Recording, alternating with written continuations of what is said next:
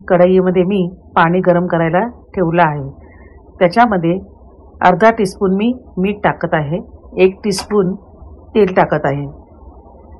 इथे मी veg hakka noodles हे एक पॅकेट घेतलेलं आहे आणि या नूडल्स मी आता पाण्याला उकळी आली आहे त्याच्यात टाकत आहे।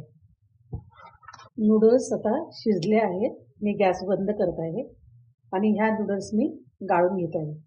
जाळी ठेवली आहे आणि त्याच्यामध्ये नूडल्स काढत आहे। वरून थोडंसं थंड पाणी टाकायचं आहे।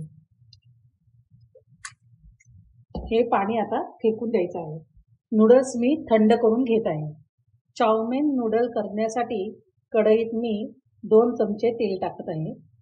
तेल गरम झालं आहे। त्याच्यामध्ये 4 मिरच्या, 1 इंच आल्याचा तुकडा आणि 10 मी लसणाच्या पाकळ्या घेतलेल्या आहेत।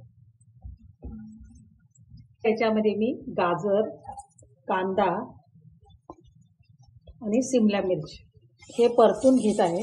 भाज्या मी थोड्या परतून घेतलेल्या आहे, जास्त पण परतायच्या नाही आहेत, कारण थोडा क्रंचीपणा ह्या भाज्याला पाहिजे म्हणून जास्त शिजवायच्या नाही आहेत। तर याच्यामध्ये हे शिजवलेले नूडल्स टाकत आहे, कोबी टाकत आहे।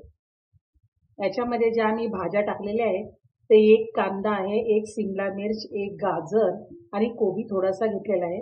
ह्या भाज्या तुम्ही तुमच्या आवडीप्रमाणे कमी जास्त पण करू शकता। आता हे नूडल्स आणि कोबी त्याच्यामध्ये मिक्स करून घ्यायचं आहे। कोबी लगेच शिजला जातो म्हणून मी शेवटी टाकलेला आहे।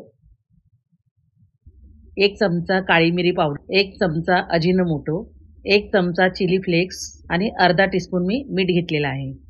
यामध्ये 1 चमचा डार्क सोया सॉस घेतलेला आहे, 1 चमचा चिली सॉस, 1 चमचा विनेगर, 1 टीस्पून मी टोमॅटो सॉस घेतलेला आहे, 1 टीस्पून मध। तर हे सर्व चांगलं मिक्स करून घ्यायचं आहे आणि 5 मिनिटं मी हे परतून घेणार आहे। नूडल्स तयार झाले आहेत। मी गॅस बंद करत आहे। चाऊमिन रेसिपी करायला खूप सोपी आहे। हे बघा, घरच्या घरी तुम्ही रेस्टॉरंट स्टाईल टेस्टी चाऊमिन तयार करू शकता आणि तुम्ही फॅमिली फ्लेवरच्या चॅनलवर जाऊन नवीन अशाच रेसिपी बघायला मिळतील। तेव्हा तुम्ही चॅनलला सबस्क्राईब करा, शेअर करा, लाईक करा। धन्यवाद।